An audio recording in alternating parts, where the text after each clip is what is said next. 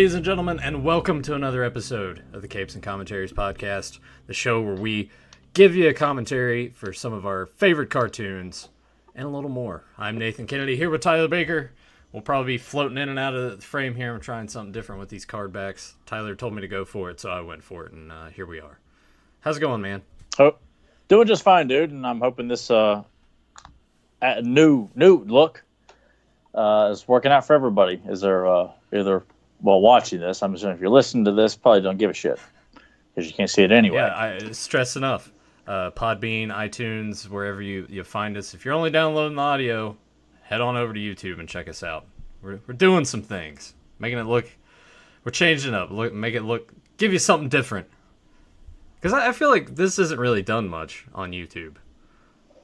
No, it's not. It's people pretty much kind of do what we always do. Where people sit in a particular room in their home and they sit in there talk, and that's kind of, it's.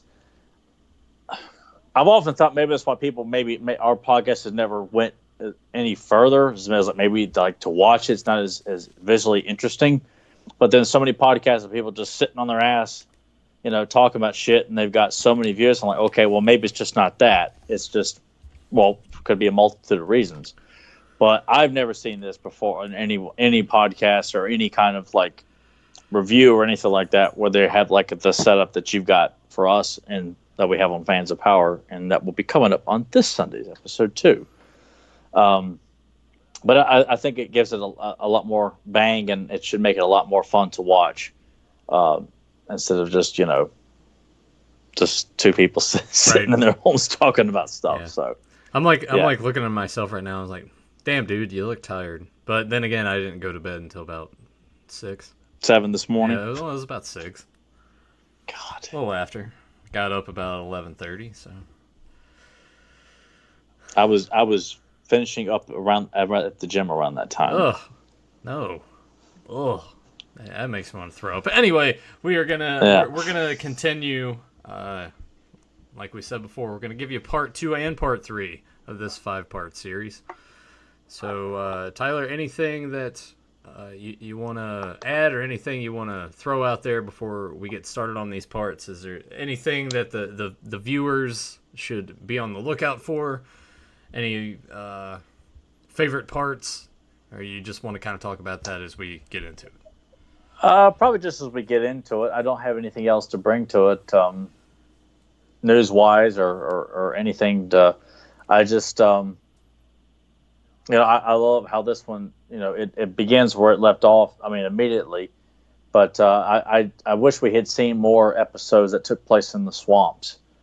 There's just something that's exciting and dangerous of having battles in the swamp, because naturally, alligators and snakes, they're quite frightening, but they make for great entertainment. And to see Joes and Cobras duking it out in swamps, and that's where the Dreadnoks reside, or in the Everglades of Florida.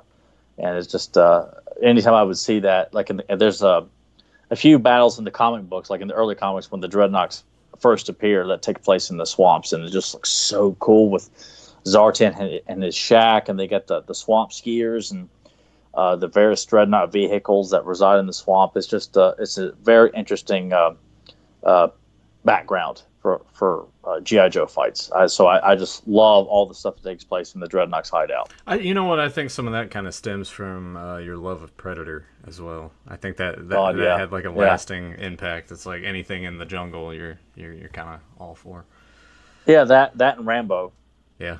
If it took, hell, even Missy in Action 2, the one with Chuck Norris that shows like him as a POW. Yeah.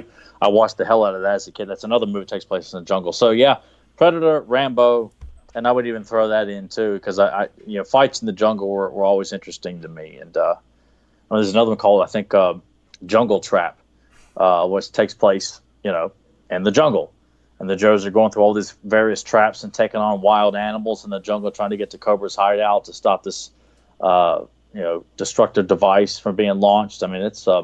It's an awesome episode too, and Snake Eyes is in it too. I have to cover that sometime. Speaking of alligators and the like, did you ever make it out to see Crawl? Because that was in theaters for like 2 weeks. Yeah, and I actually, when I looked at it like, okay, and then it was gone. And I thought I haven't looked at box office in God knows how long because I just stopped caring. But unfortunately, I missed it. It did okay opening weekend, but then I think 2 weeks after. So I think it had about maybe a 3-week month run max, and it was out. So that'll be one I'll definitely. I guess when it's available digitally, I might just go ahead and buy it because whatever. I mean, I really want to see it, though. I hate that I missed it. It was just making it a priority to go see it, and after work and going to the gym, it was just I just didn't feel like rushing. I hate doing that in the summertime because that's what I do when the students are in. It's just rush. So and critically it did, but I hate that. Critically it did okay, which was kind of surprising. Yeah, it's just unfortunate that movies like that, I guess because of the shitty Sharknado series, that people just think of those movies as jokes and probably just don't pique people's interest, Well, there's all those bullshit Marvel movies that everyone's got to go see. Yeah.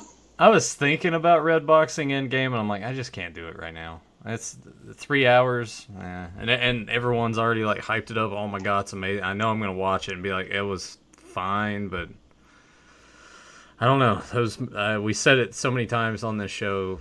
Those movies stopped blowing me away a long time ago. I think the last good one that I think Nathan was the first one to say that, even before I was willing to admit it. Yeah. I enjoy Thor Ragnarok for what it was. Like that. God, what a piece of shit! It was fine for me, but I think it peaked at Captain America: Winter Soldier. After that, it was kind of. Yeah, because I loved Civil War when it came out, but watching it now, I like the bulk of it, but I have issues with the ending. Should have been swapped with the airport fight because I felt like the ending of Civil War falls a bit flat after you watch the big airport fight. You just kind of feel like that should have been the capping it off and would have added more intensity for Iron Man to really just like, look, enough shit, I'm taking you down, and Barnes too, because he knows what he's responsible for. Right. So. But it has some really good moments in it, and made you feel like you're going to get a really good Black Panther and Spider-Man film that would follow, and that's not the case. Yeah, you just get generic movie number 48, and we won't even talk about Spider-Man. Anyway, Tyler, let's go ahead and jump into these episodes. I'm not entirely sure. I imagine I can still find links for these to provide for you guys down below if you want to watch with us. Yeah, as far as all of it's available on Daily Motion, it's a gamble. Sometimes you get a very good version. Other times it's bombarded with ads, and then it restarts itself like 10 minutes into the episode. I don't know why. I know it's to avoid copyright issues. I'll try to find something and have down below for you guys. But if it's not there, then you know that I failed. Or just take it as encouragement to buy this set off Amazon or. Buy it on iTunes. You can buy the episodes I think it's just. I think all of them are available on iTunes. This box set that I'm showing right here, like I think I got for, I want to say it was like $50, and that's not bad to get 95 episodes of G.I. Joe. So. No, and if you just want certain volumes or take your time, you can get volumes. I mean, there's like 3 volumes for season 1 and then 1 for season 2, so you can do it sporadically. Blow all your money. Yeah. If you can afford to buy like all those like expensive ass statues and shit like that, Yeah. I'm assuming people who listen to this though, like they may tune in for certain episodes, and if you're watching G.I. Joe, I'd assume you've got the series most likely. Probably. Yeah. Same thing for X-Men or Turtles or whatever. If you guys are just tuning in and you don't have any of that and don't watch along with us, we still appreciate you checking it out. Yeah. No matter how you listen to us, we just appreciate that you're devoting at some point during your schedules to listen to us, whether it's going home, at work, or at the gym, or just killing time when you're at home listening to something. Whatever the case may be, we just appreciate it. Well, with all of that out of the way, Tyler, give us the countdown, and we will get this thing rolling. 3, 2, 1, action. And we are directly picking up with Beachhead, Lowlight, and Sergeant Slaughter. Will they get their ass kicked by the Thunder Machine? We have no idea here, people. Well, I mean, of course we do, but I'm trying to sound dramatic. I picked up a 25th Anniversary Zartan on eBay that is on its way.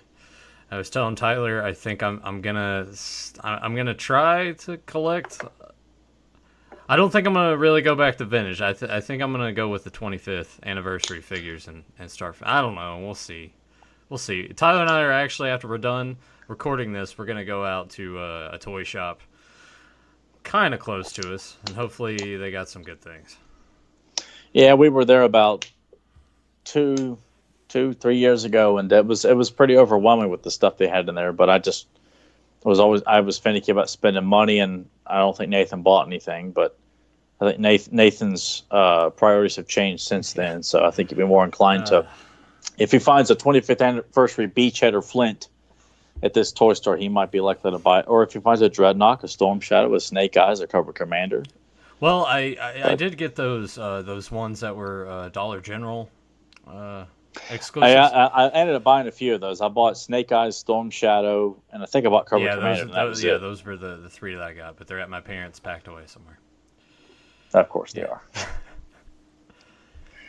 But we just saw a glimpse of the upcoming battles that will be taking place throughout these next couple of episodes, which are quite exciting because there's a lot of interesting battlegrounds. Well, I mean, that's the cool thing about this is, like, they can go anywhere on the planet, really, and have a fight.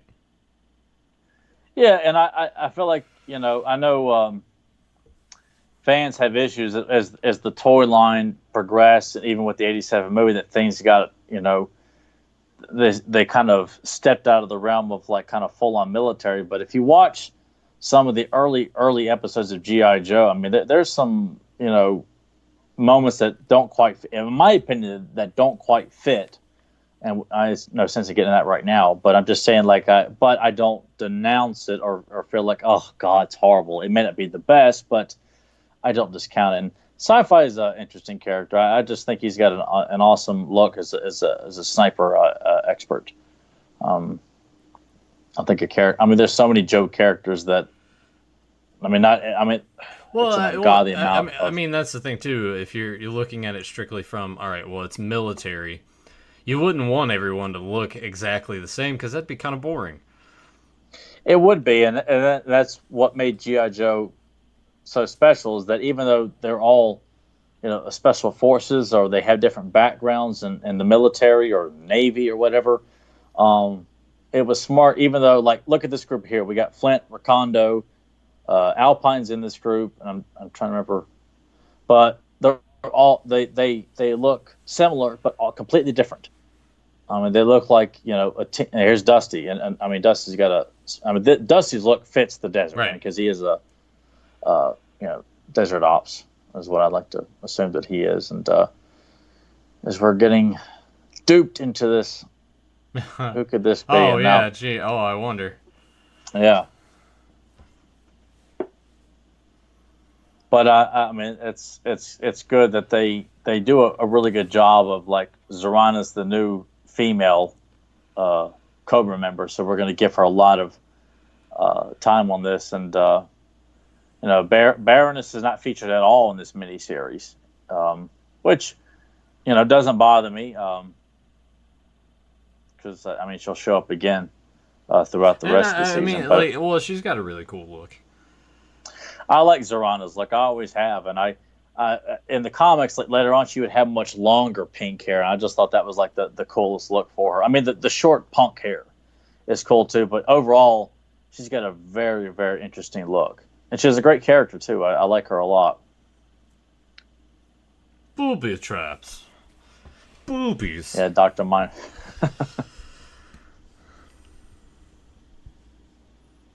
This roster of, like, the Havoc and the Tomahawk. My brother ended up getting the Tomahawk used from a couple of buddies of his and brought it home. And it was missing almost everything. But, God, it was so awesome to play with. Yeah. It still had the machine guns attached to it. It doesn't matter. The seats were still in. Yeah. To me, it was a toy line that I played with until I got to the point where I naturally just didn't have the interest to actually play with toys, but was more about collecting them. Joe's was the last thing I played with wholeheartedly. Like, I stopped playing with He-Man and Turtles and was collecting those. I was still playing with G.I. Joes, and I got to them like, I think I'd rather just collect them and not actually play with them. How old were you? 14? No. I think I was still in elementary school and may have probably by the time I got to middle school. Yeah, I think I kind of stopped playing with toys, I would say probably around 3rd, 4th grade. It's probably like 8, 9. Once I sort of made that shift to baseball and everything, that's sort of when I really just stopped playing and kind of turned into more of like the collecting aspect of it, like you did. Yeah, because I was still fascinated by the cartoons and the comics and the characters, and much like the sequence here, kind of like definitely a take on Temple of Doom. Well, that's actually a really cool booby trap, by the way. You see a little bit of butt crack right there. Yeah. I think they like the character of the Baroness and Zarana quite often. I mean, because they are because they're villains, you feel like you can kind of get away with them being a little immodest in their I could still see look. a mom like writing a letter. I saw a butt crack and my son was watching this, and that just, I don't even know what to do. Yeah, I feel like, I guess neurotic parenting and people bitching and being offended and stuff is just more prominent today. But you look back then, the kind of parent that wanted to take the time to write a handwritten letter about something that was in a cartoon that she probably just happened to walk through the room, glance at the TV, like, what the hell is this shit? That's a good way to break for commercial too, by the way. It's like, all right, they destroyed the dam, and now the Joes have essentially drowned. Yeah. I definitely would have been dead because I can't swim. I'd have leaped in and helped you out there, bud. I appreciate that. Yeah. I kind of figured Nathan probably would have been like a mainframe, a guy who can fire a weapon and kick ass, but he's definitely a tech expert. Or maybe Nathan could be like sci-fi here. Cause Nathan's always been technologically inclined and advanced.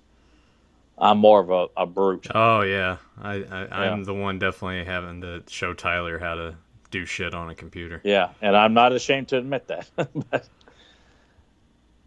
there's the Crimson Twins. Hey, there's Snake Eyes again for about 2 seconds. Yeah, and he's not used much in this one. I hate that. Yeah. I don't need a lot. Just, show me some. Just show him like kicking a little bit of ass. And I've never understood that too, because at this point, Hasbro had done 2 versions of Snake Eyes, and I think it was pretty well established, especially in the comics, that Snake Eyes was a pivotal character and a popular character, and why Marvel Animation just chose not to feature Snake Eyes that much, or at least use him in the fights a lot. You don't have to have him, put him in a situation where they're talking to him, but I think he should have been a prominent member in a lot of the fights. He's used prominently in Revenge of Cobra, and of course of the Mask of Ice and Pyramid of Darkness. But yeah, I love the Crimson Twins. Like it's cool. Like you get a certain Cobra villain leading the charge in each particular sequence that we're going to witness here. And I like that these guys are. They're highly skilled. They're intelligent. They handle all the financial dealings for Cobra and they're funny. Yeah, I love them all. The great pompous accents. God, they're just wonderful characters. I only had Zaymont as a kid. I got him used from Ryan, who was she was an avid G.I. Joe fanatic, and she had a lot of doubles. I mentioned her before on this podcast. She gave me one of the Crimson Twins, Zaymont, because he's got the scar on his face. That was your babysitter, right? No, it was. I did have a babysitter named Barbara who would buy me and my brother lots of G.I. Joes. Yeah. But my mom's best friend's name was Barbara, and her daughter collected G.I. Joe, big time. I was so impressed as a kid, like what kind of Joe she had. Because she was about a year older than me, and her brother was a little bit older, and so they were getting the 80s toys when they were really hitting their peak and strides in the 80s, and I'm getting the leftovers. Yeah. There's rock and roll and Roadblock in his new look here. Of course, Roadblock's like, I was such a fan of his as a kid, and as I got older, I'm like, damn it, man, like, does he have to rhyme everything he says? He's like Bullhorn. I think it's cool. It's cute every so often, but then you're like, dude, man, like if that was in the movie, I'd be really put off, Like if they cast Michael Clark Duncan to play Roadblock in a actually good G.I. Joe movie, and he was still alive, like I'd be quite pissed off to see him, rhyming everything. There's Dial Tone. See a snake. Or as I call that's a nice touch. Dial up like a dumbass. Dial up. This one here about being in Transylvania, this is an awesome sequence with Beachhead and Mainframe going into Transylvania, Count Dracula, the way Beachhead talks. You got that real deep Southern accent. He makes having a Southern accent sound badass. Like, you do not want to mess with Beachhead. Yeah, but Southern accents are... I hate them. They don't have the... I hate them. I wish I didn't have this accent. But I don't think you have an accent. Well, I know I definitely do. Someone else, other people listen to this. They're like, yeah, you got it. You got one. But you know, like when we hear ourselves talk, like I don't think I have one when I actually hear myself. When I'm talking to you right now, it doesn't sound Southern. It's just when I hear it back, I'm like, oh my god. It depends on the words. Sometimes it slips a little more than I want it to, especially when I'm drunk. It definitely comes out more. Now, if I sounded like Sam Elliott, it might be kind of cool. Yeah. There's Xander's got another cool look. He was another one I got used from Ryan. She had like an extra Xander, and she gave him to me. I was like, oh my god, I got Xander. That's so cool. It's weird, though. We talked about this in part 1 with Zartan. Just really, like, how they animated it. It does look like hair. It doesn't look like a hood. Yeah. Yeah, and of course, I never saw the action figure. I knew there was an action figure, but just never saw him. And I never could figure out for many, many years if that was a hood or hair. Yeah, because sometimes you don't add details to hair. You just draw, like, you know, the shape of the hair. Hell yeah. Yeah, seeing the Dreadnok. I mean, look at this. A big fight going on at Montezuma's temple. Like, how badass is this battleground, dude? I mean, just... There's so many like fights that take place in catacombs and castles with G.I. Joe. That's one of those things that was another fascinating thing to me too. Is just, you know, gunfights in castles. It sounded so cool. I mean, that was really awesome animation too with the flamethrower. Yeah, I like that. I like their, you know, light it up torch. Fire it up. Yeah. Well, that would be quite fitting if they started courting the crow. Yeah. I like this bumper. It's so bright. With the kind of fireworks effect to it. It's beautiful. I never understood. Of course, I've never really done the research either. G.I. Joe's was one of those things. Like, I have researched some, but nowhere near to the amount that I have with He-Man. But you know, I know Marvel Animation went under towards the tail end of the 80s, which is why prior to the X-Men, you know, was just like the one episode. But I never understood why they didn't go through with like a third season. And I know they make the movie that comes out in 87. The second season comes out in 86. But it just seems like they, you know, not being able to see so many people in the 87 wave, like Big Bald, Crystal Ball, and Crocmaster. In the animated show, which this is a fun little kind of add a little detail to Monkey Wrench being the new member here. You make him afraid of spiders. Like, if it's just one spider, I have no problem. But oh god, there was one time that I killed a spider, and like a shitload of baby spiders poured out of it, and I was like, oh god. And I'm like sitting there trying to kill the baby spiders too. I'm like, sorry guys, but you can't be in the house. Ugh. Yeah, they never bothered me, but I certainly don't want them around. I like that generic bat noise that they use here. Yeah.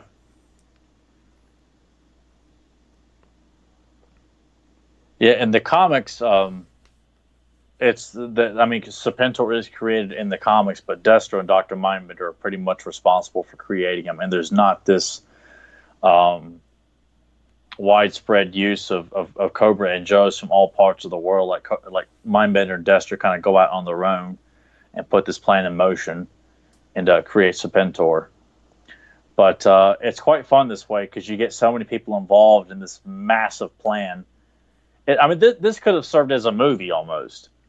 I mean, it's a 5-parter, and you got so much going on, and the way the movie builds that we will eventually get to, which Nathan is not seeing, but it plays up like this has the proportions of a movie. Like this could have easily been released theatrically. I mean, because like the Transformers movie and the G.I. Joe movie that we did get, a lot of new characters were introduced, vehicles and things. I mean, I think this would have been. I mean, at the end of the day, if you can sell more toys and get more shit on the shelf, then they're gonna throw that out there. It's like, yeah, new characters. Look, buy the toy. Which I think this would have worked better. I think as the theatrically released movie that they pulled the plug on.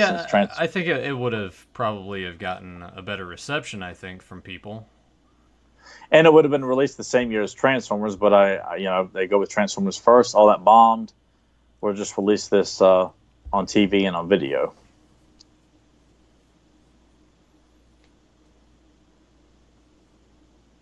I've had like a bunch of ideas. Like I want to see Kevin draw G.I. Joes and castles.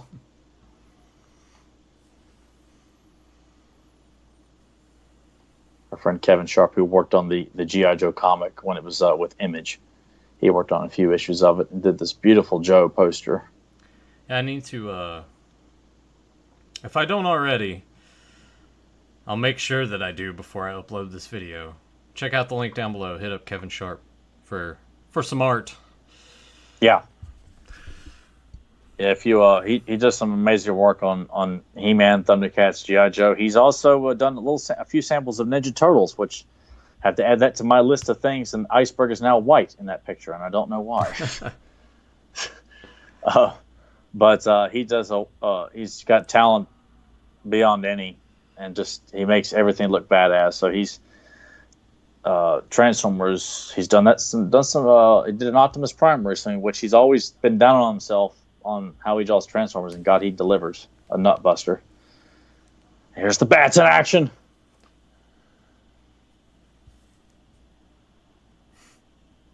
My brother had the second version of Iceberg, which he had like kind of looked like a beachhead, but in snow gear. Right. It was a kick-ass looking figure. Because as the series went into the 90s, like the characters are wearing like, sometimes outlandish bright colors. Which as a kid I didn't mind, and some of them still work, and some of them feel like it's a bit much, but not to say they're crummy figures. Yeah, back in the haunted castle here, dude. Enough hide and seek.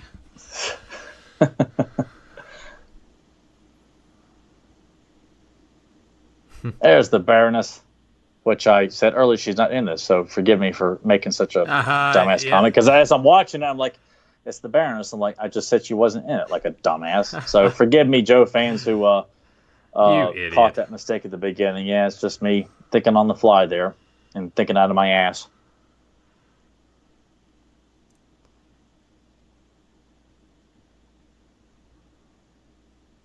Yeah, I pony up when I make mistakes. I don't try to hide it or change it up in the editing room. We're here. Nathan, go back and fix it so I don't look like a moron. No, I never edit. No, we live up to our mistakes because we're human. We're fanboys, and we don't claim to know everything, but we just appreciate the best.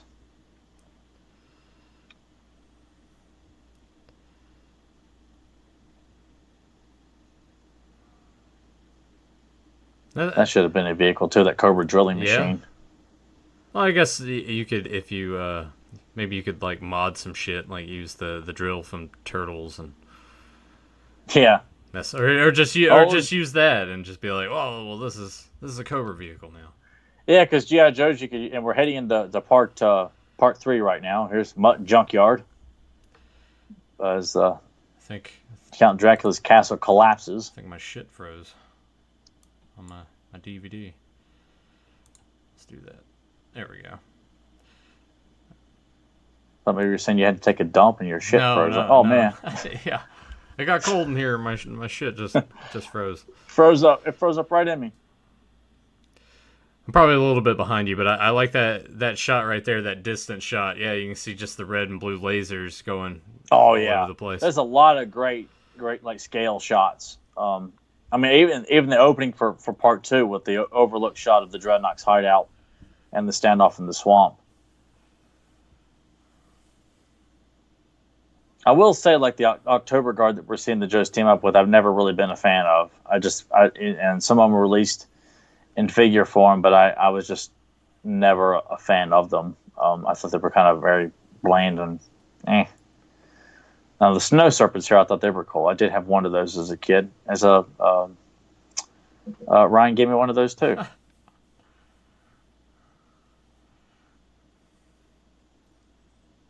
There's the fire bat from the Terradrome.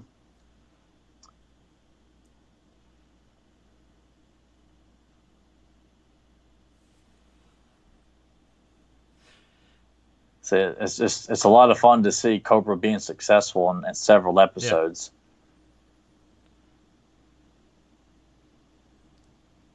Yeah, I don't know if I'm like behind you now or maybe a little ahead.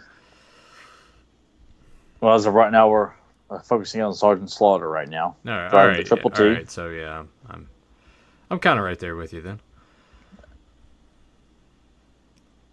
There's Rock and Roll, who was used sparingly in the show, but one of the original Joe members. Machine Gunner, who's a big surfer. That was his profile.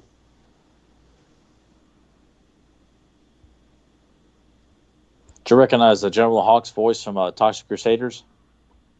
He played the voice of Major Disaster. No. You bum. I'll ask you this, because they made a lot of vehicles that I guess you could have used in water.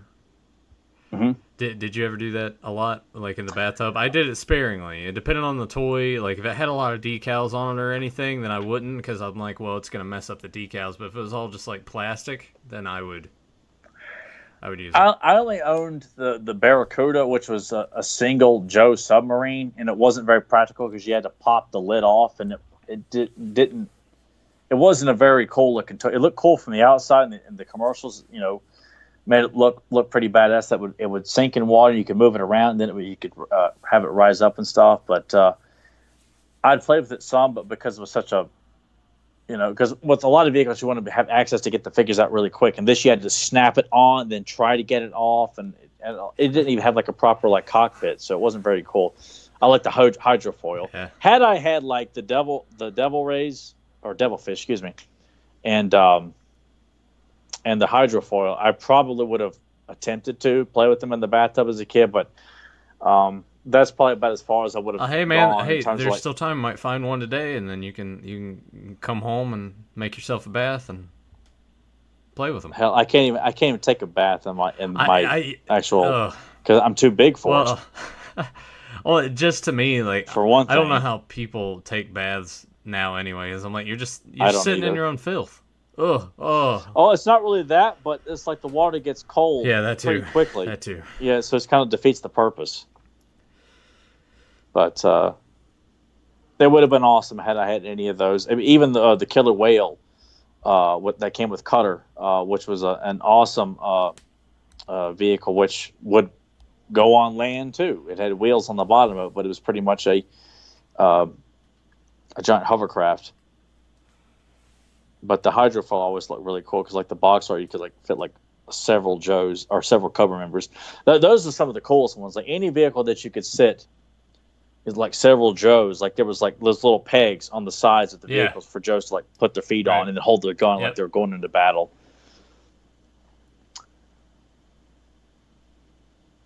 Like how many? I mean, we got underwater battles now. We got Torpedo with Deep Six and the Shark. You got a lot of water-based guys in this fight with Shipwreck, Wetsuit, Torpedo, and Deep Six. And you got the Cobra Eels in battle here too. I only had the Undertow, which was like the equivalent of the Cobra Eels that was in the Deke series. I had as part of the Destro's group, the Iron Grenadiers. But I had one of those that was really, really cool. I always thought in the G.I. Joes that had a mask on, that just had their eyes. It looked like a ninja, and therefore I had to have it. It didn't matter, even if they weren't ninjas, which most of them were not. But it still looked cool because he looks like a ninja. Gotta have it. Gotta have it, and that was because ninjas were so prominent with me. I think a lot of us, as kids of the '80s, and even after that, because with Snake Eyes and Storm Shadow and the eventual Ninja Force, I mean, it was just my passion for ninjas never stopped. And so many like Cobra troops, if they came with the helmet, they would have like that mask that would cover their face and look like a ninja. Oh man, so cool. So my Undertow figure, which was an underwater character, he's underwater but looks like a ninja. I always felt the voice actor who plays Shipwreck, which his name escapes me, was like trying to do like his Jack Nicholson impression from The Last Detail. Always just sounded like Jack Nicholson to me. Trouble Bubbles. Love those things. That's a cool looking vehicle. The Fangs, those are cool. I mean, Cobra had the best vehicles. Yeah. I mean, they really did.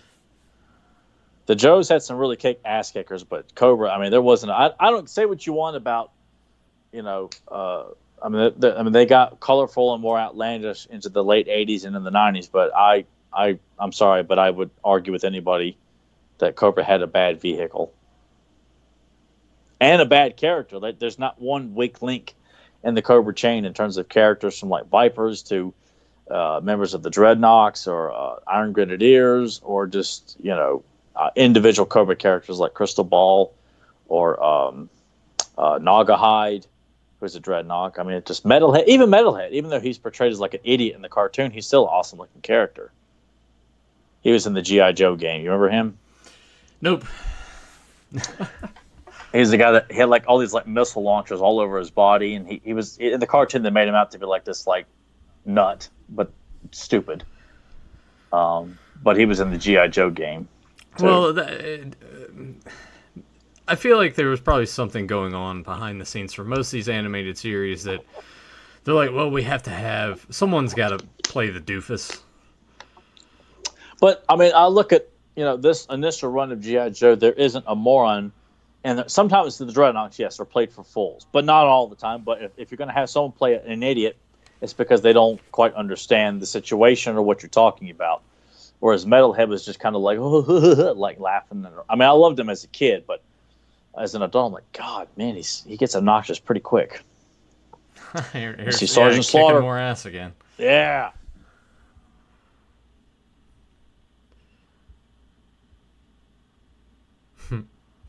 Yeah, I didn't get Sergeant Slaughter till high school, and I got him at Happy's.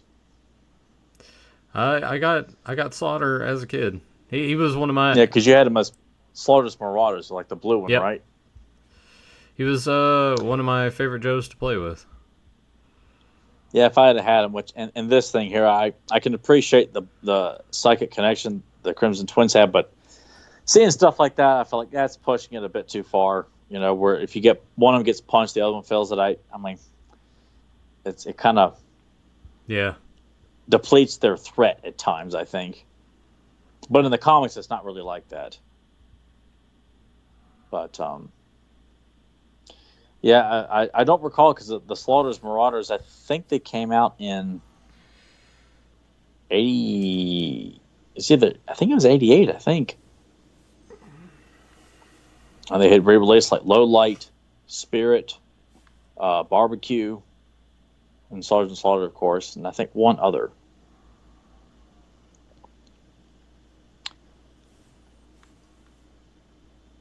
But I mean, watching all of this stuff, I mean, all these things taking place in various parts of the planet, like this really should have been. And I think with Sergeant Slaughter being such a pivotal character too, I mean, it's a shame that this is fun. Which is cool to see Dr. Mindbender, like, even though he's a science officer, like, he's not afraid to get in there and get his hands dirty and, try and fight. Yeah, I'd hope so. He's got the muscles for it. Yeah. Which, I'm glad that they make everybody's in shape in all these cartoons. Like, all the villains, for the most part, they're not out of shape. Because you kind of feel like, you couldn't hang or be part of these.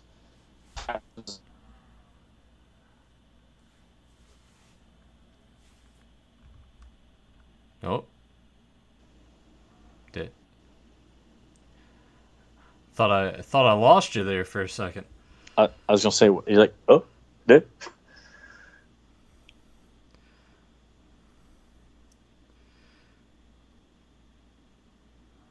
That's the thing with not being in the same room and doing these. We run that risk of a call disconnecting or something. This is a fun little what dial tone mainframe says to Beachhead here. What do you mean?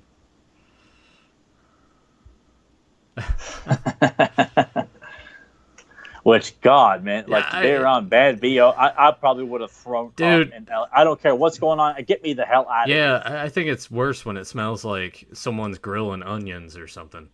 Yeah, like it's just yeah. Like just wash yourself. Put deodorant on. Yeah, God, it's just. I mean, there's people at the gym. Like it's like a cloud kind of hovers above, and you run on the track, and you run through this cloud of brown, and you're oh God, Got crop dust. Breaks your concentration. Man. Yeah. Ugh. So it's not a fart. It's someone who just hasn't bathed, well, if ever. So if we're using the logic here, if one of them were to break an arm, the other one would be in just as much pain, even though their arm isn't broken. Yeah. Huh. That would suck. That would suck a lot. And I had always heard of like a psychic bond, with twins or siblings in that kind of sense. But I was cool with it, And as a kid, I really didn't think anything of it. But I feel like I just wish they had not pushed it too far. Where it's just, I mean, of course, it's for kids, but I feel like you could still make them quite threatening and play up that, but it not be so over dramatic at times. But not enough where I'm like, this is stupid. Yeah. I'm never watching it again. Or I'm going to make fun of it on YouTube and become famous because I'm shitting on Tomax and Zaymont, which some people have already done that. I hope you're proud of yourself, asshole. Here's Nathan working on this device here. Yeah. And see, Tyler, you just got to push this button here. What? I got to push the button? Are you sure? Yes. Yeah, that would be me. I remember trying to explain to him like ROMs and emulators because I put them on his computer. It was like talking to a wall. Yeah, pretty much. I mean, it was a wall that would talk back, but it was still nonetheless like talking to a wall.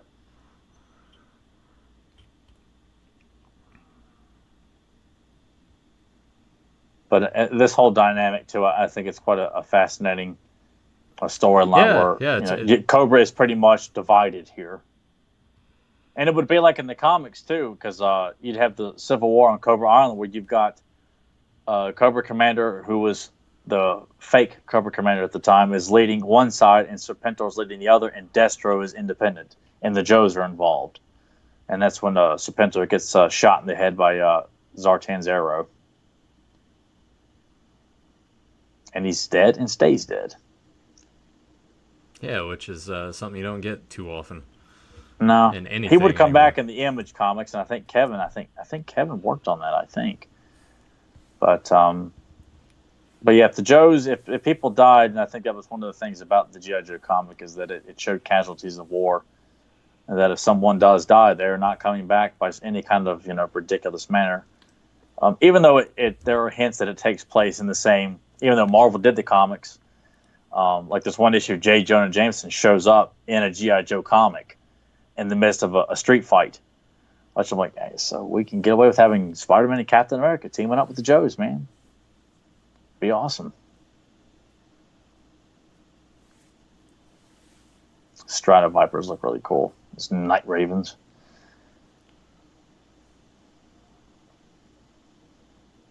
His tank, I remember my church as a kid, they had like a playroom for kids that you would kind of go hang out in until your Sunday school class started, and they had a his tank in there to play with.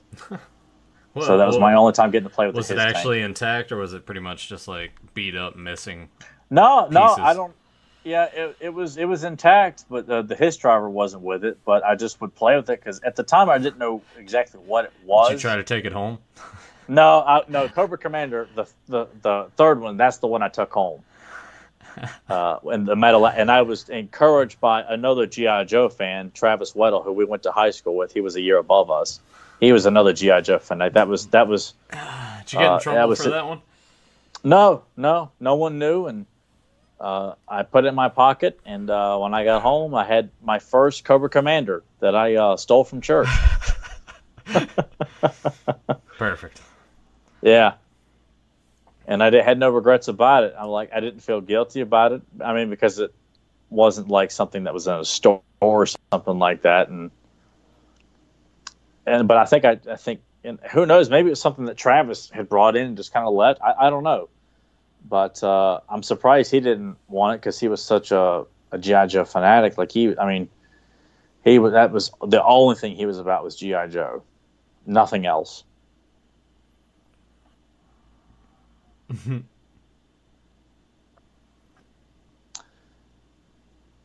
There you go. There's a laugh. Did he laugh like that when you met him? No, if he had, it would have made it all worthwhile. Like he says, "Motherfucker," no such luck. I was thinking for fun. I don't know what made me think of it, but I was like, had we gotten a proper G.I. Joe live action film in the 80s, I thought like casting Michael Ironside or Robert Davi to play Cobra Commander and Destro. Yeah, that would have been cool.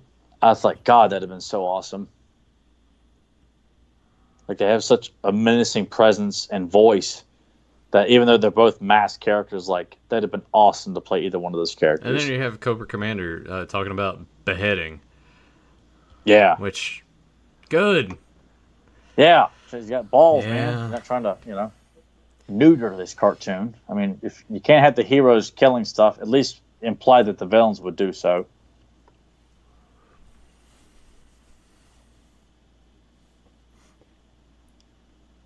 Those poor bastards on foot trying to run away.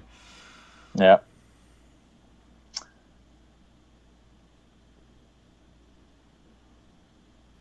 That's a neat tactic, too. Yeah. It's cool that they did a great job of coming up with some, a variety of ways that it's not the same thing over and over again, that Joes are catching on to some stuff and trying to work even harder, and it's still not working out. So I love that.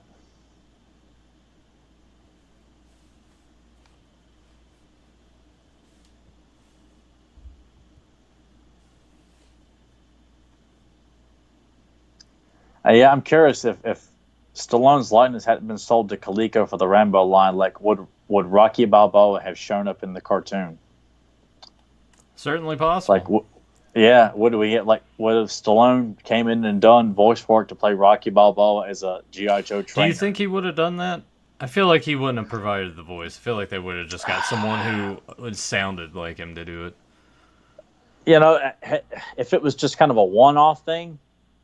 Kind of like in like the '87 movie, where it's like the Rainbow series, it was ongoing. So I'm not surprised Stallone didn't lend his likeness. So they just found an actor that tried to do the best impression they could. But even with this, I guess it's hard to say what if Hasbro was going to make him a very prominent character like they did with Sergeant Slaughter, where Slaughter's like voicing him every single time. Probably not. He just would have sold his likeness and got a nice. And that is. Well, hell, I would just say that's the end of part 3, guys. So, holy shit balls. Yeah, back to back. But, I kind of would think that Stallone probably wouldn't have. It would have been awesome, though. That's something I really wish when he's interviewed, it's one of those things he's never asked about. It's such an obscure thing in the grand scheme of things. But I feel like that would be such an interesting conversation to have with him about the Rambo toy line and the possibility of him playing or Rocky Balboa and his likeness being used as an action figure in the G.I. Joe toy line. That's something that, like, what did they approach you about? I mean, outside the card art that they did, I don't know how far it got. And he just be like, yeah, kid, yeah. And then they just shoot you. Yeah, it was like, that'd be $400. Yeah. Shit, it'd probably be more than that. Yeah, I know him and Arnold, they charge quite a bit for pictures and autographs, even though they have sessions where they provide, you can autograph in a picture with them. But you think we got it bad at these conventions, man? They are not cheap. Maybe one day. But I couldn't argue with it because they're such idols for me. Because I know Arnold was doing appearances at the Arnold Classic, doing photo ops and autographs, $600. Like for the bundle? Yeah. I'd pay that price, I think. Because Erica told me about it, and for a brief minute, like I had plenty in the savings, but I was trying to save it as much as I could, just in general, like for the beach trip that we were that we would go on and everything. I just I'd like, let me save up again for it, and maybe this year, because I don't care about the actual like competition itself. It would strictly be making the trip to meet my favorite actor of all time, and just accept the fact that it's nothing more than a handshake. Thank you. Move on. Can you bring your own item to like get signed? I would think so. I think they offered things. They had like the new Conan comic from Marvel, like they had that, and a couple of things like set items. I think that you could purchase. It was like What would you take? What would you take to get signed? My Predator poster. Yeah. Hands down. Yeah. It would be that, or I'd have to look because I'm pretty sure mine's an original. It's a rolled original, but would you even know like what to say? I feel like with this one, the words wouldn't even come out, and your face would get all red, and you'd be nervous as fuck. And and it would be a shitty picture because I'd be sweating. My face would be as red as my tank is right now. Yeah, yeah. That's exactly what would happen. $600 for the greatest experience of my life. I mean, I think I held together when I met Hulk Hogan, pretty good. Oh, what's up, brother? How you doing? Yeah. I remember you. Yeah. He was cool, dude. He really was. He was worth every penny I paid. But yeah, get back to what we were initially talking about. I wish Rocky had been a part of the G.I. Joe line. It would have been really, really cool. Yeah, that would have been awesome. To have a Stallone-sized action figure in G.I. Joe.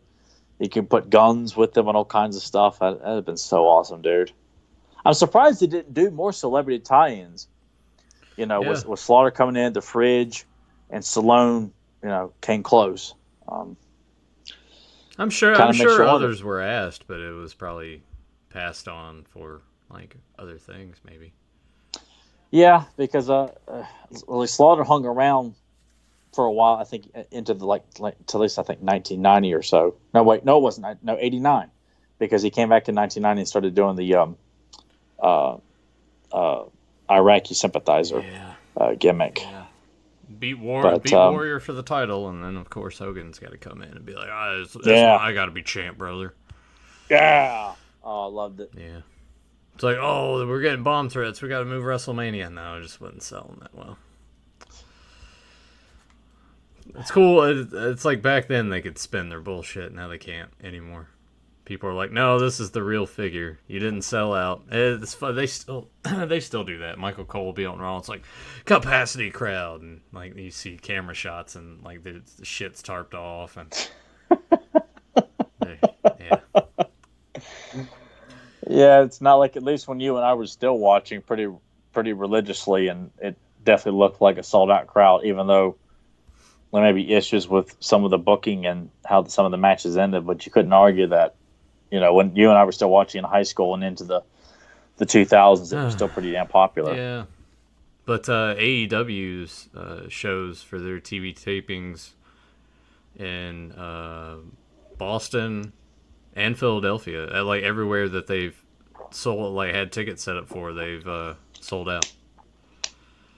That's an excellent sign. I heard Vince came out was like making remarks about the violence on there, like using blood and. I mean, yeah, they have used blood in their shows, but their plan is to not do that on TV. So, which it's well, I mean, a good wrestler doesn't need, that helps sells the story of the match. It's not like CZW where they're going to use rusty fishing hooks and stabbing each other's nutsack and You know. Oh God, there are 5 of them. Jesus.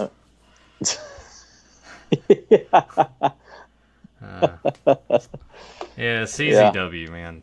What a... It makes for great botchamania. There was actually a thing on YouTube. I think it was Vice that profiled CZ, like a show, because it's under like new ownership and everything, and it was kind of crazy to watch. If I find the link to it, I'll send it to you. It's actually kind of interesting. Well, I would check it out. But that is our 2 parts for this week. Do we dare come back next week and finish it up and then tackle Batman Beyond? I say let's go ahead. We'll finish it up and then move on to the request and then go from there. Yeah, sounds good, dude. All right. Well, you got anything else you want to add before we wrap it up? If you enjoyed this, let us know. Some of your favorite additions to the cartoon or characters you wish had appeared, because God knows from the 87 to 88 and even 80s, a lot of 89, a lot of guys didn't make it into the animated form. So a lot of them did, a lot of them didn't. So left a lot to be desired. If you had something that you wish had shown up, feel free to let us know. Damn it. That's good shit. Yeah. But yeah, leave comments down below, like the video, share with your friends. And if you are new to the channel, make sure you hit subscribe and ring the bell so you get notified when we go live or when new videos are posted. Check out Joe's t-shirts, hit him up for a custom, and check out the Fans Power podcast, the He-Man and the Master Universe podcast, hosted by Tyler Baker, Joe Amato, and myself, every Sunday at 9 p.m. Eastern Time. And to give you a heads up, we'll be discussing the top 10 He-Man episodes. If you listen to both podcasts, so you'll have to tune in to listen to Joe's selection and my selection, and maybe we'll get Nathan to put together like a random list of poser episodes. Like, I think this one's great because everyone else says so, and I think that one's great too because everyone else says so. Oh God, no! Don't even put me in that position. Yeah. Given that Nathan has limited knowledge of He-Man, he is by no means a fake when it comes to this stuff. If he doesn't know it, he's going to let you know. He's not going to try and bullshit his way through it. So. No, I'll tell you right now. I have a shitload of G.I. Joes. I collect them as a kid. I watched the cartoon. Back then, I knew everybody. Now it's just it's just lost in my mind. I'm not like Tyler. All that shit like stuck in his brain and never left. Mine got taken up with like other things, like I don't know, AutoCAD and.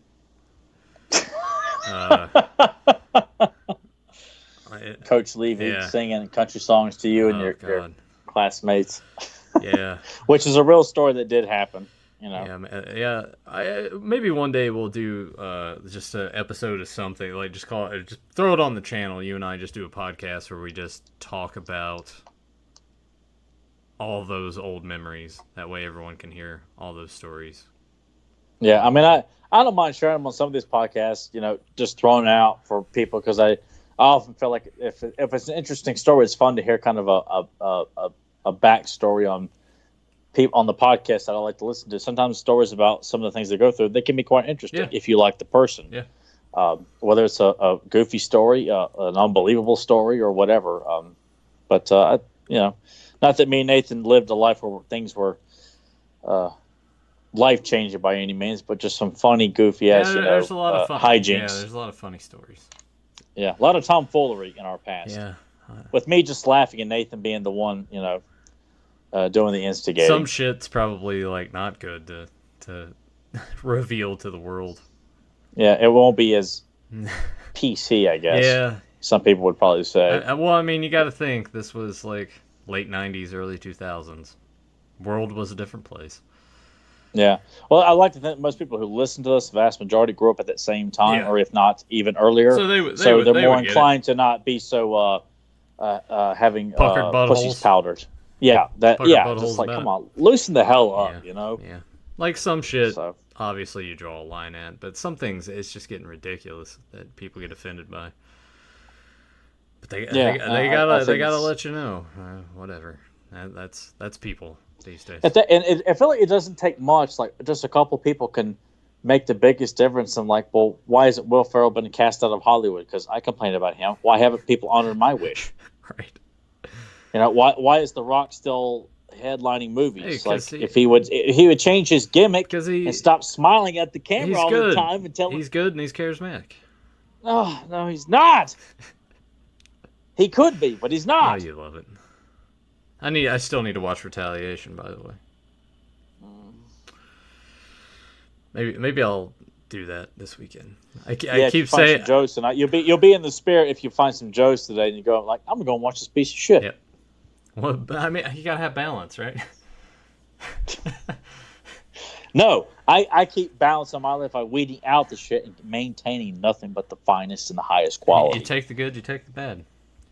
There you have the facts of life. Exactly. Yeah. I used to watch that show a lot as a kid. Did too. Blair was my favorite because I thought she was so hot as a kid. Blair, the blonde. I liked Mallory.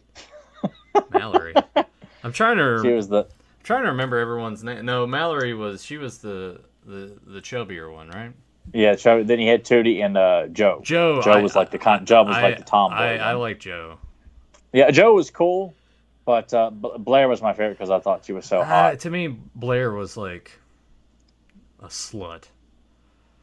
Well, I mean, she was a snobby, kind of a privileged bitch. Yeah.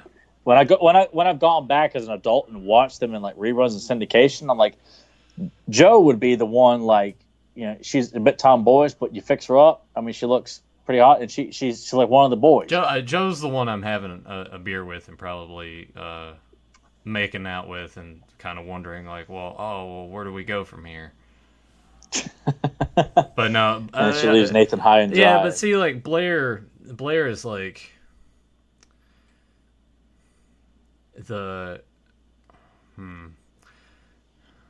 like the Kellys and the Francescas, like they're nice to look at, but ultimately they're just unattainable and they're bitchy in a way that you're just like, eh. To me, that was a turn off. You know what? Yeah, like most dudes were just like, oh, will you please? I'm like, yeah, but the personality just isn't there. I didn't get to know enough of the personalities, but you can. It was always like the popular crowd always had like the worst taste in movies, the worst taste in music, the worst taste in everything. Yep. Well, it didn't take much to amuse them because they had to like conform and be in their own little bubble. It's like, well, if they like it, then I need to like this too. Otherwise, I'm not in the group. That's why, like, being in high school, I knew that these assholes like had no appreciation or interest in the things that I was in. But if I wore like a shirt that had an '80s character on it, they all seemed to like it. It was something that they all like. Yeah. Everyone grew up on. But they wouldn't admit it to anybody else. Probably not, but I get references to like my different stroke shirts, Mr. Rogers or Goonie shirts, guy that got a lot of attention in high school, and everyone liked it. And I want to say too, apologies to the Kellys. You guys weren't ever bitchy to me or anything. You're always cool. Oh, okay. As if I just was. Hey, you never know, man. Someone might tune in and be like, "Hey, you remember Nathan, right?" And they're like, "Yeah. He said you were a bitch." So it's like, no. I had one Kelly that was cool to me. And I swear, I felt like she really led me on. And when you all right, this is the day, and you get a bullshit lie and excuse, and then she ends up like dating some like pot dealer. Like, what the hell, man? Like writing you notes in class, bringing you pictures of herself to exchange pictures. Like you didn't ask for that. She's suggesting it. Oh God, the senior picture exchange. I always hated that shit. Yeah, but it was. I had people give me their senior picture. I'm like, all right, thank you, and I just like put it. But it wasn't like the garment picture. It was like the personality picture, like of them, wearing like a different outfit, not like the tux. Oh yeah, yeah. No, I know what you're talking about. Yeah. So I felt quite proud and privileged. Like, wow, man, this is all right. It's like this might lead, and where it led was me falling on my face. That's where it led, outside in the locker banks. See, this is why right after psychology class, I remember getting the courage up. Right, today's the day, and this has been going on for a while, so it wasn't like. Did you get nervous? Did you have to go take a shit in the bathrooms that didn't have doors? I was like, by God, this is what I'm gonna do. And it was like when Doug tries to ask a Patty Man, he's like, I gotta go now. You just shrink down in front of her and just walk away, and you try to buy maybe that is the truth, and you find out the next week, no, that's not the truth. Maybe he got her like a great deal on pot or some shit like that. That's hard That's to why tell. she was dating him. It's hard to tell. There was a lot of drug use going on in our high school, but neither one of us were doing it. So no, we were into our alternative interests from. Yeah, we were too busy watching wrestling and collecting toys. Collecting toys. Yeah, hiding. At least I was hiding. I definitely wasn't letting anybody know that I did any of that stuff because, oh god, I didn't get back into collecting toys again until after we got out of high school. that sort of came from the 2000X Masters line. Yeah, because that came out the summer after we graduated. Yeah. And I think it kind of snowballed from there. Yeah, and then like the Turtles came out again, and at the same time, G.I. Joe was back selling 2-packs. It was a fun time. Those early 2000s, Marvel Legends being out, so we were spending our money on a lot of stuff back then. Weren't getting laid or really relationships. Nah, I didn't have anything. I mean, I wanted to. I had a lot of interest. I just couldn't seem to. I was like John Candy Dillers. I always picked the right women. I just couldn't get them to go out with me. That's that was pretty much my life in my late teens, early 20s. It's funny to look back on, but I wouldn't want to relive it. I think if I could go back, I would do it. I would change it up a little bit. I would definitely not. I would probably change the way that I dressed. I'd definitely not wear the fucking Jinkos. And the Gadzooks attire. Yeah. The shiny shirts and everything. I would probably go to like, oh, Toxie's cool. Let me get a Toxic Avenger shirt. And stuff like that was so hard to find, though. It was. That's why, like, Gadzooks, because when they started selling those old school shirts, it was like, holy shit, man, there's Panther on a shirt. Yeah. So I think I'd have gone back. I'd still bought that clothing and wear it sparingly, but probably try to, dress more like adult oriented, and start working out a lot earlier and not care about the preppy guys hanging out, grabbing each other's balls and, fingering each other's ass, because they think they're funny and stuff like that. Like, no, go in here, lift weights, try to gain some confidence while those goofballs are in there, grab at anything they can. They're all looking back like, did you see? I grabbed that guy's balls. Isn't it funny, guys? Pop the collar. Yeah, you just see JT like fingering Gary's asshole. You just walk outside and they're just doing like, alrighty then.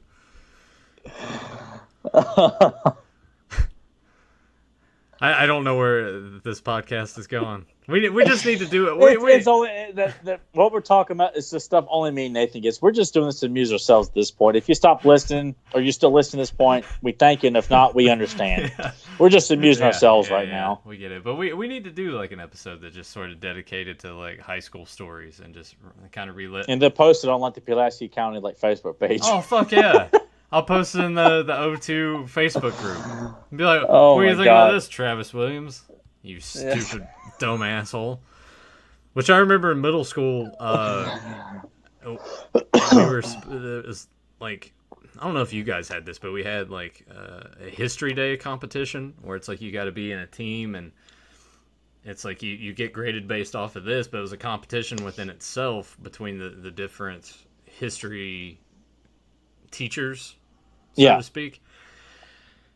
Travis Williams ended up being my partner, and I don't even remember what the fuck it was on, but I was doing all the work and he wasn't doing shit, so I just just kicked him off. I was like, yeah, you go do your own thing. I'm just gonna do this by myself. Oh, come on, man. I'm like, no, get out of here.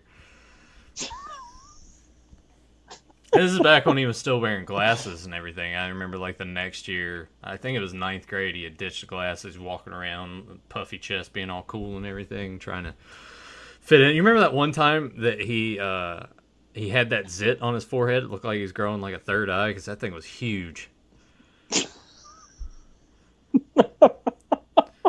He said something smart ass to me one day, and I was like, hey man, how's that third eye coming along? He's like, shut up, man.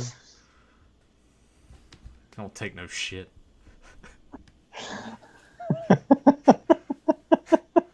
But yeah, maybe we should do that. Do a high school memories thing. I'll fucking post it in that group. Just middle fingers all around most of those people. Which you know what? It's like hard to tell what they were going through at the time too. So maybe that's why some of them. It doesn't justify. Yeah. I mean, honestly, like once we got to high school, they never really bothered me. I mean, Jason Quinn got on my nerves some. Yeah. But for the most part, they left me alone. I had my shitty sun tattoo on his back. Oh, that was off-centered. Aaron Copeland called him out on it. Oh God. Yeah. I think it was psychology class. He like took his shirt off, and everyone's like, "Oh wow, you got a tattoo?" Because I mean, most of us weren't 18 yet, so he would have had to have gotten his parents' permission to do it. And his parents were really cool. Like his parents were very nice people. Derek was friends with his brother. It just that preppy mentality, man. It's sometimes they could tone it down and mingle with everybody else, and you never know the difference. And other times it was just, I have to be the star. I am the sun. I am the center of this damn school. And you just feel like, God, like why does everyone have to stop and laugh at these moronic jokes that are? Because if you laugh at it, you got a chance to be in, man. I should have been like Pee Wee Herman at Pee Wee's Big Adventure when he's pretending to laugh at Milton Berle. And when everyone stops laughing, they all look back, and you're just still laughing. I should have just faked laugh at all the shitty jokes I had to sit through and listen to in economics class. Like, oh, God. I'm sure people who, you had your fair share of morons you had to put up with in class, and the teachers would laugh at the jokes, and so whatever. Oh yeah, I hated that shit too. I was like, well, now you're just catering to them. Yeah. Now they think that anything they say they can get away with because you're letting it happen. Anyway, we'll save all of those stories for another time. I think we need to do that. Just put it all under that. We'll have some good laughs, and I will post it in that group. I don't give a shit because I'm not going to the reunion in like 3 years. Well, no, I never wanted to go to one anyway. It's like everyone that I got along with or I thought highly of, I have seen since high school. Same here. And that is it. I mean, so the only way I would go is if like, what the fuck are you doing? All I hear is Oh, I thought you meant when you go to the reunion, you go there and just say, "The fuck are you doing?" I mean, I could do that. Who are you? Like, who are you saying that to, and why? I could do that. Just like, walk up to someone. And I think the plan for this one, because it'll be our 20 year, they'll have like their asshole kids with them too. I'll just walk up to the parent and just be like, "What the fuck are you doing?" And they're like, "What?" Walk and away. They just walk away. That would be the only reason I would go, is if like you guys went and we just did shit to amuse ourselves. But then we have to like put up with people being fake, and we're like, "Hey, I remember you. Like, weren't there some great times?" No, I wouldn't know because we didn't talk or hang out or anything else. And then say, "What the fuck are you doing?" And just say, "You can go now." Treat them like Doc Holliday. That'd be great. Shit, I can't believe in like 3 years we'll have been out of high school for 20. It still feels like it was just 5 years ago. I mean, it just shows how memorable the 2000s have been and will forever be, well, not remembered. But it really just feels like it wasn't that long ago where we graduated and we're showing up at the lunch table talking about the latest crummy WWF pay-per-view. Yep. And, Nathan making fun of, that goof walking by or saying George's got bad breath or, Yeah, DDSB, man. Yeah. All right. With that, we're done. Yeah. We got to go check out some toy shops. Yeah, with all that out of the way, we hope you guys enjoyed. And until then, what? What are you laughing about now?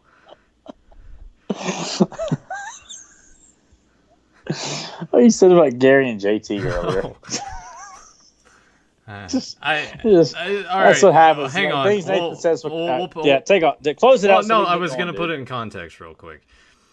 Tyler and I had English class together, and there were these two dudes, JT and Gary. Did they sit? Was one sitting in front of the other? They sat like beside each other. They sat in the front two seats on the right side. Like beside you and I were like in the other, back though, right? left. Huh? Beside each other. Oh, of course. So yeah. like JT would always, they would always like touch each other. It like looked weird. Like gentle taps and like gentle like punches, but like it would linger too long. Like he would tap him and sort of like that was something a lot of preppy guys would do. Like they just had to grab each other all the time. Yeah, but there'd be times where they would look at each other, and then JT would like slap his leg, and then they would like bust out laughing. I'm like, well, what does that mean? So there you go.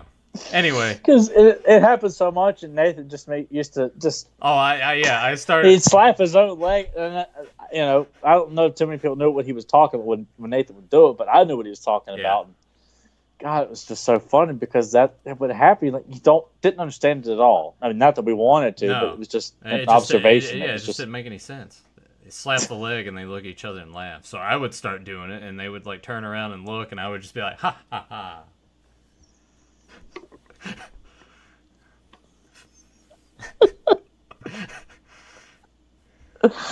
And that's why I wish I had known Nathan earlier in high school, because I felt like I was just going to get killed at any point in high school because I was scared out of my mind, scared of my own shadow. But had Nathan been there to just offer his, I wasn't afraid of nobody. Yeah, his attitude. It would have provided a lot of laughs for me in a time where I was just like, God, I hate life. I hate life so much because, being in school was not fun unless it was gym class or lunchtime. Other than that, it was absolutely miserable. It was miserable. High school was. So, you had to have things to keep yourself energized, which is watching He-Man and collecting He-Man, Turtles, and Thundercats and G.I. Joe, watching wrestling. I mean, that stuff kept you going, kept you alive. Being fanatical about movies. Yeah. My whole thing was getting home and either being on like an instant messenger and talking to people and like playing video games or whatever. That was kind of, that's the thing I look forward to most days. So what got you through school? Yeah, it's probably what got most of us through school. Yeah. All right. Well, we'll have to talk about more. Yeah, we'll have to like just dedicate something just so we can tell these stories, because we do have a surprisingly like vast amount of shit we can talk about with that. Yeah, I mean they may not be as, I mean they're I mean they're just, I mean it'd be real funny to us, but I mean there were some, I mean look back at a lot of it, like me getting donuts stuck in my teeth and Nathan, oh you got shit in his teeth, Yeah. Look back at it. I mean, and then John had to come along. Oh, hey, why don't you go post some more donuts? And I'm like, you're ruining it. Has to copy Nathan. Idiot. Yeah. Anyway. All right, we're done. We're done. We hope you guys enjoyed. And until then, what? What? I'm about to like close it out, and you do this every time to like bring us back in. No, I mean I'll say it afterwards. All right. We'll hold you to that. Until then, we will see you in the future to talk about the past. Take care, everybody.